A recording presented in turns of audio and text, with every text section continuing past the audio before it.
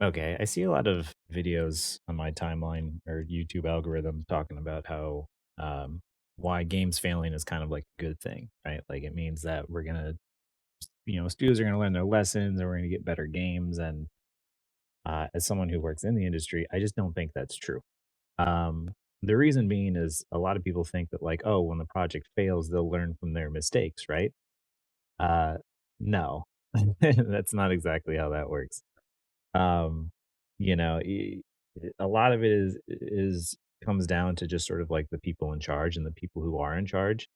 And when people are like, cheering and hoping that games fail, that's not a good thing. And when people are mocking the developers who are on like the bottom of the totem pole, it's not helpful because it's not necessarily their fault that the game failed.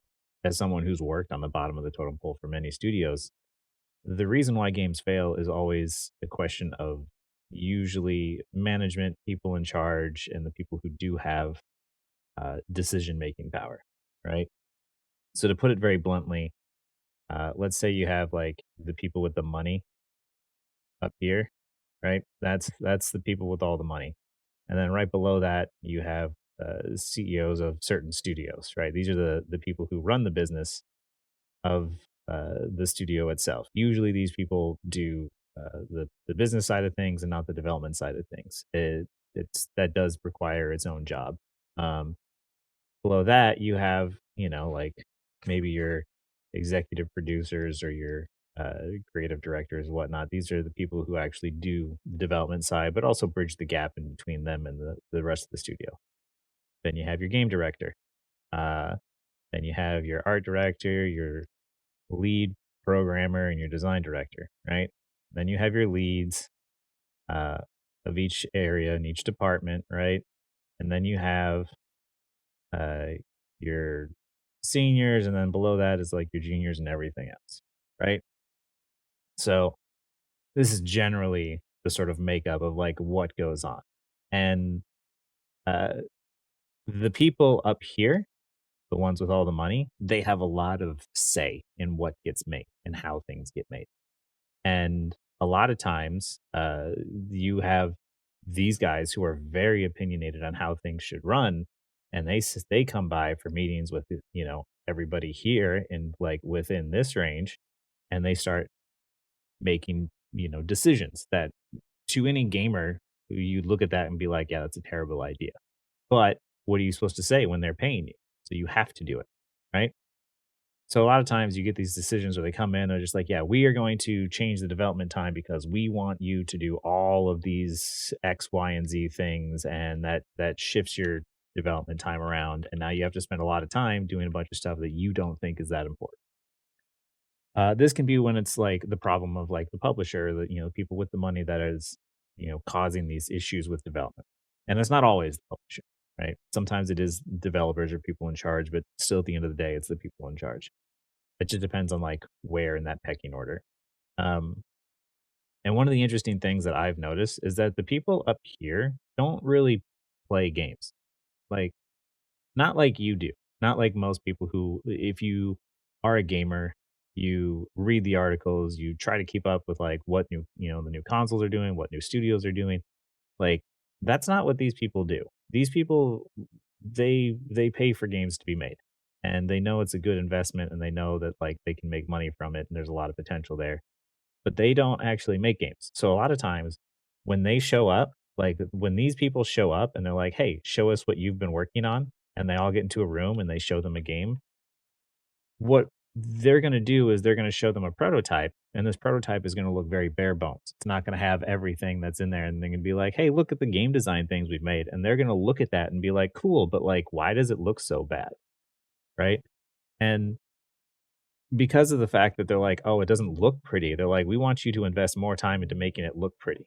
But to any gamer out there, you know that the art is not the most important aspect of the game. You want the game to play fun first. But these people want to see progress, and to them, progress is something that looks nice. So you keep investing more and more time into making stuff look nicer and getting bigger and better because the truth is that as long as you can make something look nice, you can try and convince these people that it's a good investment because they're not gonna go in there, put their hands on a controller and be like, "Wow, this plays really nice. This feels really good." They're only gonna care about the fact that like, "Hey, it doesn't look nice. We want it to look nicer." So when you're frustrated and be like, "Oh, there's all these games that come out because they look pretty, but they have no substance." There you go. That's why. Like, and a lot of times it's not even that these people don't want to. They want to. They want to create a game with substance. But there's so much emphasis on like, hey, it just doesn't quite look as good as I want it to. So yeah, like, when that happens, um, and it happens frequently in the industry, is just you're you have people who have money, plenty of money, so much money that literally the projects could fail, and these people are not going to run out of money. They have plenty, right? And keep that in mind because it's important for later. Um, and so then you get to like maybe the other problems of like, maybe why games aren't necessarily like when games don't do well is you have people who are good at what they do but don't quite have like a solid vision, right? Like these people, uh, these people in charge here, right? Like there's still there's still a possibility where even if the publisher listens well and kind of like lets these people get away with like what they want to do, like at the end of the day, it's still a matter of if someone's good at it or not. And in order to sell these people on, the project, you don't necessarily have to be show that you're good at what you do in terms of designing and stuff like that. Uh, you could just have a good relationship with them. Or these people, these people could have a good relationship with this person who has a good relationship with this person. Catching on how this works. Uh, so there's still a possibility that when a game is being made, bad decisions are created on this game director level that just trickle down. And a lot of times, I will say, from being on the end of like down here, any critique you've ever had of a game that you've played where you're like, "Oh my god, why did they do this? Oh my god, this is so stupid. Like, this is so frustrating. This game shouldn't be this way." These people down here, they agree with you. They've probably said it in their meetings. And when you guys have videos that pop up and they're like, "Oh, look, see what happened," like, "This is what the devs should have done." The devs down there see them too, and they're like, "Yeah, I know. I totally agree with you." Uh, and then what I always end up like seeing happen is that all of these bad decisions roll downhill to the point that like everybody who's down here, sees this, hears it, lives it, and it sucks because of the fact that we have no say or controlling power. But then what I'll see on like, Twitter, and I know that's a cesspool, or Reddit and stuff like that, they're just like, you know what? I'm glad this game failed because these people don't deserve to have their jobs with how bad that was. It's like, right. But I see kind of where you're going from, but these people down here, they didn't make that decision. They got paid to do what they were told to do. And a lot of times, sure, there's some people in there that might not be the best, but for the most part, a lot of people are like, hey, I think we should change this. I don't think we should do this idea. I think we should focus more on getting more content and like improving our, gameplay progression, giving more challenges uh and the higher ups are like, "No, no, no, I have," you know, this person's like, "I have a different idea." And these people are like, "I have a different idea." And you just have to roll with it. So, you know, then it gets to the like later where, this is all about like how bad games sort of end up getting made and why like cheering on for studios to fail or for developers to lose their jobs is not helpful, right? Because at the end of the day, the people who have very little decision making power, also very little in terms of getting paid, they don't have an impact on the game like you think that they do. Like, sure, that they can tweak and push and pull some things, but that's not everybody. And so when a studio fails and people are like, yeah, that does studio deserve to fail? All of these people down here who put in 60-hour work weeks, crunching like crazy just to get deadlines done because everybody else sort of misplanned or didn't wasn't realistic about how long development was going to take and also had unrealistic expectations. All of these people who don't get paid enough anyway, uh, when the studio shuts down and they lose their jobs, they're struggling and they have to pay bills. And it's not as simple as just being like, "Oh, just go indie," because like, you still have bills to pay. Indie is not a paycheck. You can't just start a studio.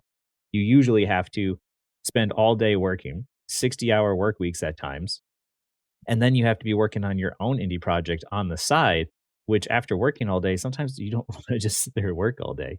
You don't wanna go home and do more game development as well on top of it. So you get completely burnt out. And that's kind of the point is that like you can't just like shift over and be like, you know what, screw this. I'm just going to go do my own thing because that's not how that works. So let's say then like a studio shuts down, right? All these people lose their jobs, right? Everybody, the whole like everybody's shut down. Everybody loses their jobs. These people down here have to scramble to find work, right? Uh, they need a job fast because they cannot go long without working because sometimes some of them have families, some of them have, rent or other things where they're locked in, like, you have to find work very quickly. Um, and then everybody else, all these people here and up, the higher up you go, the easier it is. Like, these people here could probably, uh these people here could probably go, yeah, they could probably go close to a year without working. These people could definitely go a year or more without working and be fine. And then, like, these people up here could just, like, not give a shit at all. And so every time like a studio fails, you're like, "Oh, okay, well, good." Well, the people who were in charge of making all those bad decisions, they're not that stressed about it. Like, yeah, it affects them, I'm sure, but at the end of the day, like, they still have enough money and stuff behind them that it's not the end of the world. And because of the fact that they have that sort of like on their resume and they have the connections like going up, uh, they could start something new. They have time to figure it out. They have time to do, to find out like what's next for them. At least this is what I've seen in my experience. And they use that sort of like padding on their resume of like, look, I was a big director at this other studio. So you should give me another director job. It's like, right. But you guys were the reason the game failed in the first place. You catching on? Like, it wasn't the people down here. The people down here were sounding the alarms of being like, hey, we should change things. And no, and they didn't listen, right? But it doesn't matter because now these people are gonna start the next two and be like, yeah, yeah, well, they're gonna say like, oh, well, we just didn't have the right development time, we didn't have the right amount of funding, like, oh, well, it was a shift because uh it was bad timing in terms of like the type of game we were trying to make in the console or whatever it was on. They're gonna say some stuff. And the people up here who once again don't play video games are gonna be like, yeah, that makes sense. Yeah, that totally checks out. But the truth is like to all of us who play video games know, it's just a bad game. It wasn't a good game, and it doesn't matter. So it's just like it's just this cycle of constantly how this thing goes, and like the only thing that might change is maybe going forward there might be less funding put into projects. But the thing is the reason why there's so much funding put into these projects is because the art takes so much time to make, right? The art is so time consuming and it's so difficult and it requires a long process of getting stuff made. But the thing is like that's what these people like to see. That's what they think progress is. That's what they think sells. And the one thing that we've learned from, or at least I've hope people have figured out, is like everyone keeps looking at indie titles like, oh, why are indie titles so good? Why are indie games so good, but AAA games are so bad? It's because indie titles know they don't have the budget for huge amounts of art. They know they don't have the time to do that. So they focus on the design aspect. But indie titles are also so small that there's nobody coming into them being like, hey, why doesn't it look pretty? Like they know what's important. So they focus on the design. They focus on those aspects. And then they just add the art on top of it. And it's always been true in games that art is not the most important aspect. Any game out there you could design in a gray box and it should still be able to function and play well.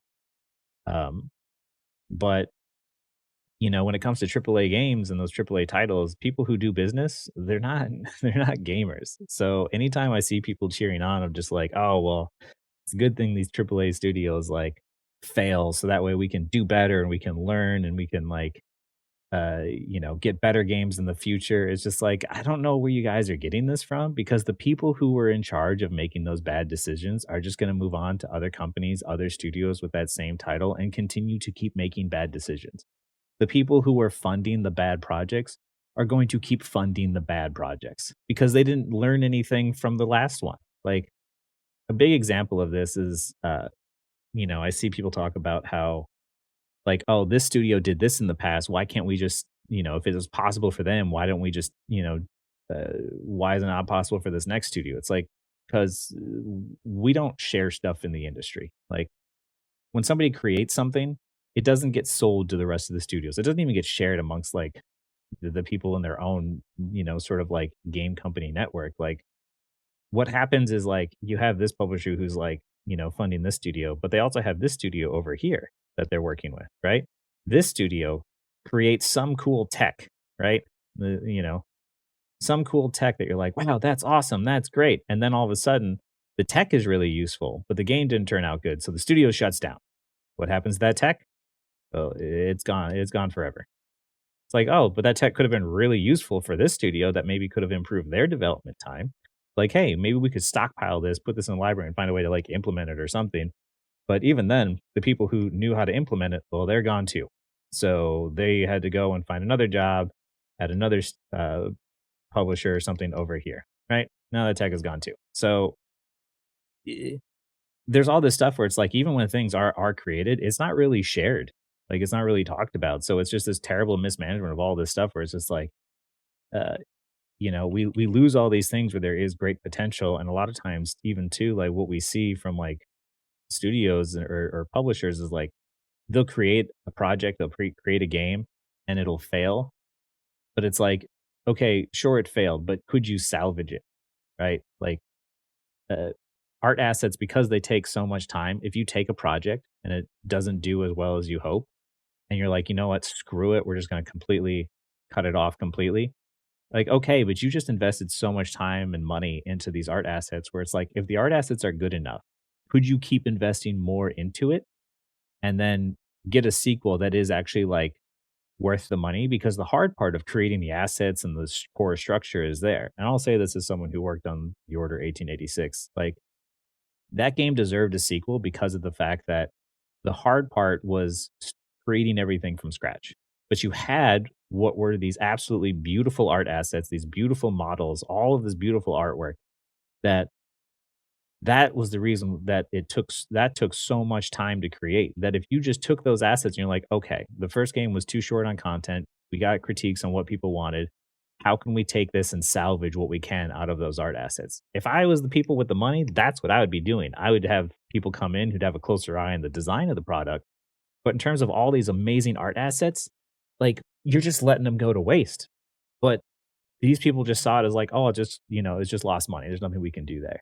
Like there's so many flaws within this industry of like how it works in terms of just it doesn't make any sense, and like there's better ways to run things, and there's even ways to know like, hey, here's how good games are made. Good games are made by good design, good prototypes, good gray models, and like, hey, for the first 2 years of development, I just want to see people like focus on making a good product and something that plays really well every time I come in and check in to see how things are going, and not just good art. But that's not how it works.